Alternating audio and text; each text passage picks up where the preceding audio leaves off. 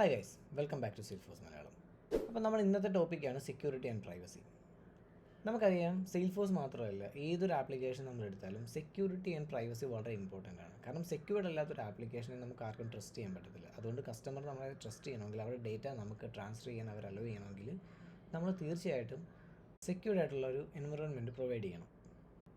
അപ്പോൾ സെയിൽഫോഴ്സിലെ security options ഏതൊക്കെയാണ്, ഏതൊക്കെ ലെവൽ ഓഫ് സെക്യൂരിറ്റി സെയിൽഫോഴ്സിൽ അവൈലബിൾ ആണ് എന്നൊക്കെ ഈ വീഡിയോയിലൂടെ നമുക്കൊന്ന് നോക്കാം. Once again, welcome back to Salesforce Malayalam.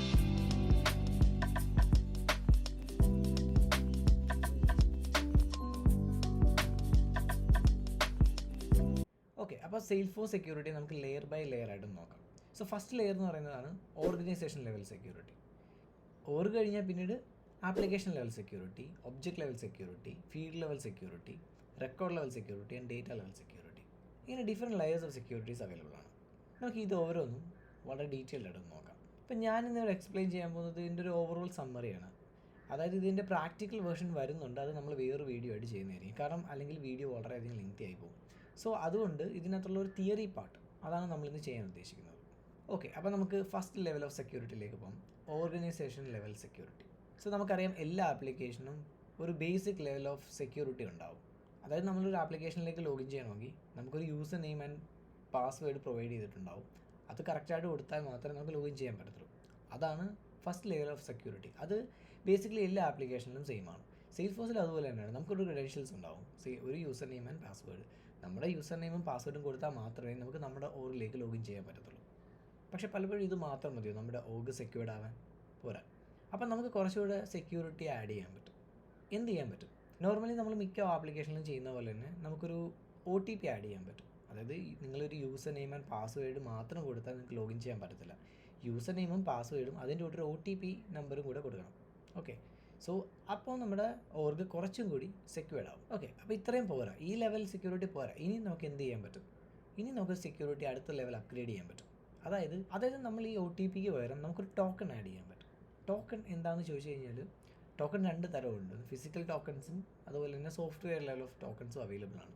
അതായത് നമ്മളിപ്പം നിങ്ങളുടെ ആപ്പ് സ്റ്റോറിലോ അല്ലെങ്കിൽ പ്ലേ സ്റ്റോറിലോ കയറിയിട്ട് സെയിൽഫോഴ്സ് ഓതൻറ്റിക്കേഷൻ ആപ്സ് എന്ന് സെർച്ച് ചെയ്താൽ നിങ്ങൾക്ക് ഒരുപാട് ഓതൻറ്റിക്കേഷൻ ആപ്സ് അവൈലബിൾ ആയിട്ട് കിട്ടും. അതായത് അവയൊക്കെ ഒരു ടോക്കൺ ആപ്ലിക്കേഷൻസ് ആണ്. ഇത് നമുക്ക് നമ്മുടെ മൊബൈലിലോ അല്ലെങ്കിൽ നമ്മുടെ ലാപ്ടോപ്പിൽ ഇൻസ്റ്റാൾ ചെയ്യാം. എന്നിട്ട് നമ്മൾ ലോഗിൻ ചെയ്യുന്ന സമയത്ത് യൂസർ നെയിമും പാസ്വേഡും കൊടുക്കുന്നതിൻ്റെ കൂടെ എവറി ടൈം ഒരു 6 to 8 ഡിജിറ്റ് നമ്പർ ജനറേറ്റ് ആവും. അപ്പോൾ ഇത് റാൻഡം നമ്പർ ആയിരിക്കും. അപ്പോൾ ഈ ഒരു നമ്പറും കൂടി നമ്മൾ ആഡ് ചെയ്താൽ മാത്രമേ നമുക്ക് ലോഗിൻ ചെയ്യാൻ പറ്റത്തുള്ളൂ. OTPയിൽ നിന്നും ടോക്കൺസിനെ സെപ്പറേറ്റ് ചെയ്യുന്നത് എന്താണെന്ന് ചോദിച്ചു കഴിഞ്ഞാൽ OTP എന്ന് പറയുന്നൊരു 3 to 4 അല്ലെങ്കിൽ 4 to 5 ഡിജിറ്റ് നമ്പർ ആയിരിക്കും. അതുപോലെ തന്നെ ഈ നമ്പറിനൊരു ലോങ് ടൈം പീരീഡ് ഉണ്ട്. അതായത് ഒരു 6 മിനിറ്റ് അല്ലെങ്കിൽ ഒരു 8 മിനിറ്റ് അല്ലെങ്കിൽ 10 മിനിറ്റ്സ് അതിനുള്ളിൽ നമ്മൾ എൻ്റർ ചെയ്താൽ മതി ഈ നമ്പർ. പക്ഷേ ടോക്കൺ അങ്ങനെയല്ല. ടോക്കൺ അത്ര സമയമില്ല. ടോക്കൺ നമുക്ക് സെറ്റ് ചെയ്യാം. മേ ബി ഇതൊരു മിനിറ്റ് ആയിരിക്കാം, 60 സെക്കൻഡ്സ് ആയിരിക്കാം, 90 സെക്കൻഡ്സ് ആയിരിക്കാം. അതായത് ഒരു 6 to 8 ഡിജിറ്റ് നമ്പർ നിങ്ങളൊരു 1 മിനിറ്റ് അല്ലെങ്കിൽ ഒരു 90 സെക്കൻഡ്സ് അല്ലെങ്കിൽ 120 സെക്കൻഡ്സിനുള്ളിൽ ടൈപ്പ് ചെയ്ത് കൊടുക്കണം. എങ്കിൽ മാത്രമേ നിങ്ങൾക്ക് ലോഗിൻ ചെയ്യാൻ പറ്റത്തുള്ളൂ. അപ്പോൾ ഇതൊരു കൂടുതൽ സെക്യൂർഡ് ആണ്. കാരണം ഇപ്പോൾ ഒരു ഹാക്കേഴ്സ് അല്ലെങ്കിൽ ഒരു അൺഓതറൈസ്ഡ് ആയിട്ടുള്ളൊരു യൂസർ നമ്മുടെ യൂസർ നെയിമും പാസ്വേഡും മാത്രം കിട്ടിക്കഴിഞ്ഞാൽ അവർക്ക് ലോഗിൻ ചെയ്യാൻ പറ്റത്തില്ല. ഈ ടോക്കൺ കൂടി അറിയണം. അതും ഈ ടോക്കൺ നമ്പർ അറിയാനുള്ള അല്ലെങ്കിൽ ഈ ടോക്കൺ കോഡിനെ ഡീകോഡ് ചെയ്തെടുക്കാനുള്ള അവർക്ക് കിട്ടുന്ന ടൈമും വളരെ കുറവാണ്. 1 മിനിറ്റ് ആയിരിക്കാം അല്ലെങ്കിൽ 90 സെക്കൻഡ്സ് ആയിരിക്കാം. അപ്പോൾ ഇത് കുറച്ചുകൂടെ ഡിഫിക്കൽട്ടായിരിക്കും അവർക്ക്, അതായത് ഒരു അൺഓതറൈസ്ഡ് ആയിട്ടുള്ള യൂസറിന് ലോഗിൻ ചെയ്യാൻ വേണ്ടിയിട്ട്. ഓക്കെ, ഇത് മാത്രമല്ല, നമുക്ക് നമ്മുടെ ലോഗിൻ പ്രോസസ്സ് കുറച്ചുകൂടെ സെക്യൂർഡ് ആക്കാം. ഫോർ എക്സാമ്പിൾ, നിങ്ങൾക്കൊരു ഓർഗ് ഉണ്ട് ആൻഡ് നിങ്ങളുടെ ഓർഗിൽ വർക്ക് ചെയ്യുന്ന യൂസേഴ്സ് അവരുടെ ലോഗിൻ ടൈം നിങ്ങൾക്കറിയാം, അതുപോലെ അവരുടെ ലൊക്കേഷൻ നിങ്ങൾക്ക് അറിയാമെങ്കിൽ നമുക്ക് ആ യൂസറിൻ്റെ ലൊക്കേഷൻ ആൻഡ് ടൈം ലോക്ക് ചെയ്യാൻ സാധിക്കും. ഓക്കെ, നമുക്കൊരു എക്സാമ്പിൾ നോക്കാം. സപ്പോസ് നിങ്ങളൊരു സെയിൽഫോഴ്സ് അഡ്മിനാണ്. നിങ്ങളുടെ ഓർഗിൽ മറ്റ് പല യൂസേഴ്സും ഉണ്ട്. ഓക്കെ, ഒരു യൂസറിനെ നമുക്ക് എടുക്കാം. ഫോർ എക്സാമ്പിൾ ഒരു സെയിൽസ് എക്സിക്യൂട്ടീവ്. ലോഗിൻ ചെയ്യുന്ന സമയവും ഡേറ്റ് നിങ്ങൾക്കറിയാം. ഫോർ എക്സാമ്പിൾ അയാൾ Monday to Friday morning 9 to 6 ഷിഫ്റ്റിലാണ് വർക്ക് ചെയ്യുന്നതെന്ന് വിചാരിക്കുക. അതായത് ആ വ്യക്തിക്ക് സെയിൽഫോഴ്സിലേക്ക് ലോഗിൻ ചെയ്യേണ്ട ആയിട്ടുള്ള സമയം എന്ന് പറയുന്നത് മൺഡേ ടു ഫ്രൈഡേ മാത്രമേ ഉള്ളൂ. അതുപോലെ തന്നെ രാവിലെ 9 മണി മുതൽ വൈകിട്ട് 6 മണി വരെ ലോഗിൻ ചെയ്താൽ മതി. അപ്പം അയാൾക്ക് ഫുൾ ടൈം, അതായത് എൻ്റയർ വീക്കും 24/7 നമ്മൾ ലോഗിൻ ആക്സസ് കൊടുക്കേണ്ട കാര്യമില്ലല്ലോ. അതായത് അയാളുടെ ഷിഫ്റ്റ് ടൈമിങ്ങിൽ മാത്രമേ അദ്ദേഹത്തിന് ലോഗിൻ ചെയ്യാൻ പറ്റൂ എന്ന് നമുക്ക് സെറ്റ് ചെയ്യാൻ സാധിക്കും. അതായത് അദ്ദേഹത്തിൻ്റെ user name and password use ചെയ്തുകൊണ്ട് അദ്ദേഹം ഈ ഒരു ടൈമിലല്ല ലോഗിൻ ചെയ്യാൻ ശ്രമിക്കുന്നതെങ്കിൽ അദ്ദേഹത്തിന് ലോഗിൻ ചെയ്യാൻ സാധിക്കത്തില്ല. അതുപോലെ മറ്റൊന്നാണ്, നമുക്ക് ലൊക്കേഷൻ സെറ്റ് ചെയ്ത് കൊടുക്കാൻ പറ്റും. അതായത് നമുക്കിപ്പം നേരത്തെ പറഞ്ഞ യൂസറിൻ്റെ കേസ് തന്നെ എടുക്കാം. സപ്പോസ് അയാൾ രാവിലെ മുതൽ വൈകുന്നേരം വരെ ഓഫീസിൽ വന്നിരുന്നാണ് വർക്ക് ചെയ്യുന്നതെന്ന് വിചാരിക്കാം. അതായത് അദ്ദേഹത്തിന് വീട്ടിൽ പോയിരുന്ന് ലോഗിൻ ചെയ്യേണ്ട ഒരു ആവശ്യമില്ല. അതുപോലെ മൺഡേ ടു ഫ്രൈഡേ 9 to 6 ആണ് അദ്ദേഹത്തിൻ്റെ ഷിഫ്റ്റ് ടൈമിംഗ്. അദ്ദേഹം ഓഫീസിലിരുന്നാണ് വർക്ക് ചെയ്യുന്നത്. അങ്ങനെയാണെങ്കിൽ അദ്ദേഹത്തിൻ്റെ IP അഡ്രസ്സ് നമുക്ക് ലോക്ക് ചെയ്യാം. അത് ചെയ്യുന്നതോടുകൂടി അദ്ദേഹത്തിന് വീട്ടിലിരുന്ന് അല്ലെങ്കിൽ വേറെ ഏതെങ്കിലും ഒരു പ്ലേസിൽ നിന്ന് ലോഗിൻ ചെയ്യാൻ സാധിക്കത്തില്ല. അദ്ദേഹത്തിന് ലോഗിൻ ചെയ്യണമെങ്കിൽ അതേ ഓഫീസിൽ തന്നെ വരണം, ഓഫീസിലെ IP തന്നെ യൂസ് ചെയ്യണം. ഇങ്ങനെയുള്ള ഫീച്ചേഴ്സൊക്കെ സെയിൽസ്ഫോഴ്സിനകത്ത് നമുക്ക് ആഡ് ചെയ്യാൻ സാധിക്കും. അപ്പോൾ ഇതൊക്കെയാണ് ഓർഗ് ലെവൽ സെക്യൂരിറ്റീസ്. ഓക്കെ, അപ്പോൾ ഈ യൂസർ ലോഗിൻ ആയെന്ന് വിചാരിക്കാം. അതായത് ഈ പറഞ്ഞ ക്രൈറ്റീരിയ എല്ലാം കറക്റ്റാണ്. അതുകൊണ്ട് തന്നെ അദ്ദേഹത്തിന് ലോഗിൻ ചെയ്യാൻ സാധിച്ചു. അദ്ദേഹം ലോഗിൻ ചെയ്തു എന്നുള്ളത് കൊണ്ട് സെയിൽസ്ഫോഴ്സിലുള്ള, അതായത് നമ്മുടെ ഓർഗിനകത്തുള്ള എല്ലാ ഡേറ്റയും അദ്ദേഹത്തിന് കാണാനും അദ്ദേഹത്തിന് അത് ഉപയോഗിക്കാനും പറ്റുന്ന രീതിയിലാണെങ്കിൽ അതൊരു സെക്യൂരിറ്റി ബ്രീച്ചാണ്, അല്ലേ? അതായത് സെയിൽസ്ഫോഴ്സിൽ നിങ്ങൾക്ക് ലോഗിൻ കിട്ടി എന്ന് വിചാരിച്ചാൽ നിങ്ങൾക്ക് സെയിൽസ്ഫോഴ്സിലെ എല്ലാ ഡേറ്റയും എല്ലാ ആക്സസിബിലിറ്റീസും യൂസ് ചെയ്യാൻ പറ്റണമെന്ന് നിർബന്ധമില്ല. അപ്പോൾ അടുത്തതാണ് ആപ്ലിക്കേഷൻ ലെവൽ സെക്യൂരിറ്റി. അതായത് ഒരു യൂസർ ലോഗിൻ ചെയ്തു എന്ന് വിചാരിച്ച് സെയിൽസ്ഫോഴ്സിലുള്ള എല്ലാ ആപ്ലിക്കേഷനും അവർക്ക് യൂസ് ചെയ്യാൻ പറ്റത്തില്ല. നമുക്ക് പ്രൊഫൈൽ യൂസ് ചെയ്തുകൊണ്ട് അദ്ദേഹത്തിന് ഏതൊക്കെ പ്രൊഫൈൽ, അതായത് അദ്ദേഹത്തിന് ഏതൊക്കെ ആപ്ലിക്കേഷൻസ് യൂസ് ചെയ്യണം എന്ന് നമുക്ക് സെറ്റ് ചെയ്ത് കൊടുക്കാൻ പറ്റും. സോ നെക്സ്റ്റ് ആണ് ഒബ്ജക്റ്റ് ലെവൽ സെക്യൂരിറ്റി. അതായത് അദ്ദേഹത്തിന് സെയിൽസ്ഫോഴ്സിൽ ഏതൊക്കെ ഒബ്ജക്റ്റ് ആക്സസ് ചെയ്യാൻ പറ്റുമെന്ന് നമുക്ക് കൺട്രോൾ ചെയ്യാൻ സാധിക്കും. അടുത്താണ് ഫീൽഡ് ലെവൽ സെക്യൂരിറ്റി. അതായത് ആ യൂസറിന് ഏതൊക്കെ ഫീൽഡ് ആക്സസിബിലിറ്റി കൊടുക്കാൻ പറ്റുമെന്ന് നമുക്ക് കൺട്രോൾ ചെയ്യാൻ സാധിക്കും. Next record level security. അതായത് ഏതൊക്കെ റെക്കോർഡ് അദ്ദേഹത്തിന് കാണാൻ സാധിക്കും, ഏതൊക്കെ റെക്കോർഡിൽ അദ്ദേഹത്തിന് ആക്സസ് ഉണ്ടെന്ന് നമുക്ക് കൺട്രോൾ ചെയ്യാൻ സാധിക്കും. Last but not least data level security. അതായത് ഏതൊക്കെ ഡേറ്റയിലാണ് അദ്ദേഹത്തിന് ആക്സസിബിലിറ്റി ഉള്ളത്, ഏത് തരത്തിലുള്ള ആക്സസിബിലിറ്റിയാണ് അദ്ദേഹത്തിനുള്ളത് എന്നൊക്കെ നമുക്ക് കൺട്രോൾ ചെയ്യാൻ സാധിക്കും. സെയിൽസ്ഫോഴ്സിൽ ഡേറ്റാസ് നമ്മൾ ആക്സസ് ചെയ്യുന്നത് 2 തരം മെക്കാനിസം യൂസ് ചെയ്തതാണ്: പെർമിഷൻ ആൻഡ് ഷെയറിംഗ്.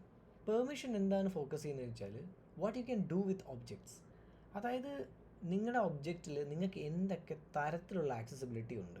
അത് ഡീറ്റെയിൽഡ് ആയിട്ട് പറഞ്ഞു കഴിഞ്ഞാൽ നിങ്ങൾക്ക് ആ ഒരു ഒബ്ജക്റ്റിൽ read, create, update, delete permissions ഉണ്ടോ ഇല്ലയോ എന്നാണ് നമ്മൾ ചെക്ക് ചെയ്യുന്നത്. അതായത് ഒരു ഒബ്ജക്റ്റ് ലെവലിൽ നിങ്ങൾക്ക് കിട്ടുന്ന പെർമിഷൻസ് ആണ് read, create, delete and update.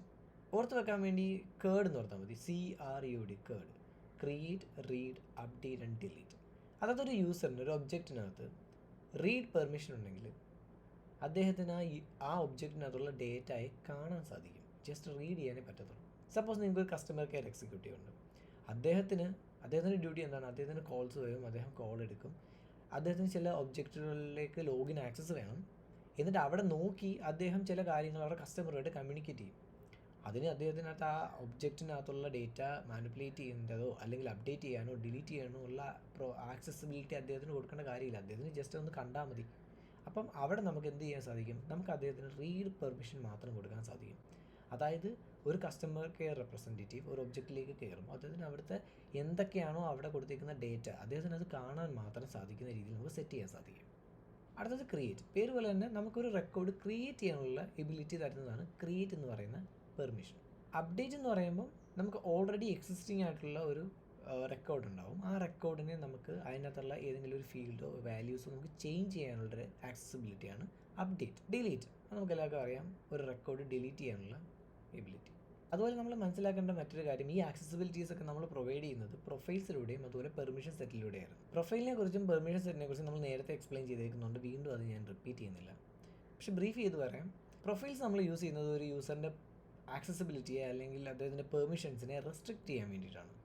Permission സെറ്റാണ് നമ്മളൊരു കൂടുതലായിട്ട് അഡീഷണൽ ആക്സസിബിലിറ്റി കൊടുക്കാൻ വേണ്ടി യൂസ് ചെയ്യുന്നത്.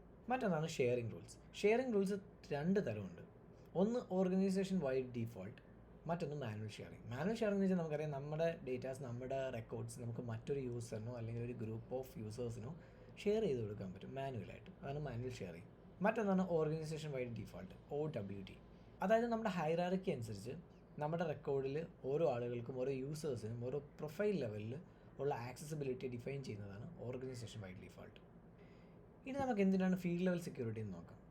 സപ്പോസ് നിങ്ങൾ കസ്റ്റമർ ഡേറ്റ നിങ്ങളൊരു ഓർഗിൽ സേവ് ചെയ്ത് അതിനകത്ത് കസ്റ്റമറിൻ്റെ കുറച്ച് കോൺഫിഡൻഷ്യൽ ആയിട്ടുള്ള ഡേറ്റാസും ഇൻക്ലൂഡ് ചെയ്തിട്ടുണ്ടെന്ന് വിചാരിച്ചു. ഫോർ എക്സാമ്പിൾ ആധാർ നമ്പർ അല്ലെങ്കിൽ നാഷണൽ സെക്യൂരിറ്റി നമ്പർ, അതുപോലുള്ള കുറച്ച് കോൺഫിഡൻഷ്യൽ ആയിട്ടുള്ള ഡേറ്റയും അവർ നമുക്ക് പ്രൊവൈഡ് ചെയ്തിട്ടുണ്ട്.